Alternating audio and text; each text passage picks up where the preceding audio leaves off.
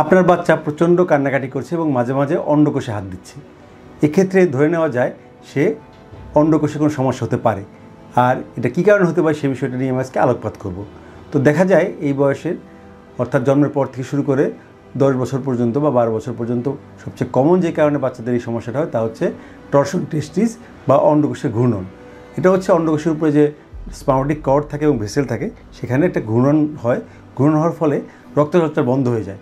রক্ত চলাচল বন্ধ হয়ে যাওয়ার ফলে অন্ডকোষ কিন্তু পচে যেতে পারে। আবার এর অন্য কারণে হতে পারে, যেমন ইনফেকশনের কারণে হতে পারে এরকম। কিন্তু আমরা সবসময় চিন্তিত থাকি যে টরশন টেস্টিস কিনা।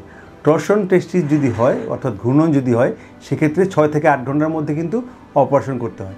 এবং সেক্ষেত্রে যদি আপনি কালক্ষেপণ করেন এবং হাসপাতাল থেকে হাসপাতালে ঘুরেন এবং পরীক্ষা করে নিশ্চিত হতে চান সেক্ষেত্রে আপনার সময়ক্ষেপণ হয়ে অন্ডকোষ নষ্ট হয়ে যেতে পারে।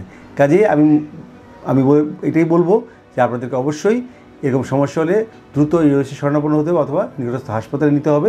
এবং যেখানে দক্ষ ইউরোলজি যদি সন্দেহ হওয়া মাত্রই অপারেশনে আপনাদের মত দিতে হবে। এবং কারণ বেশি দেরি হলে অন্ডকোষ টেকানো যায় না, তখন অন্ডকোষ ফেলে দিতে হয় এবং অন্য দিকেরটা ফিক্স করতে হয়। আর যদি এটা 6 থেকে 8 ঘন্টার মধ্যে আসে এবং ভায়াবিলিটি থাকে অর্থাৎ অন্ডকোষটা যদি আমরা ডিটরশন করার পরে ঘূর্ণনটা ছাড়ানোর পরে যদি আবার তার রঙটা লাল বর্ণের হয় সেক্ষেত্রে আমরা এই অন্ডকোষও ফিক্স করব, অর্থাৎ থলের সাথে ফিক্সড করে দিব এবং উল্টা দিকেরটাও ফিক্সড করে দিব। কাজেই এই অবস্থায় আমরা বলবো এটাই যে অন্ডকোষের ঘূর্ণন একটি ইউরোলজিক্যাল ইমার্জেন্সি।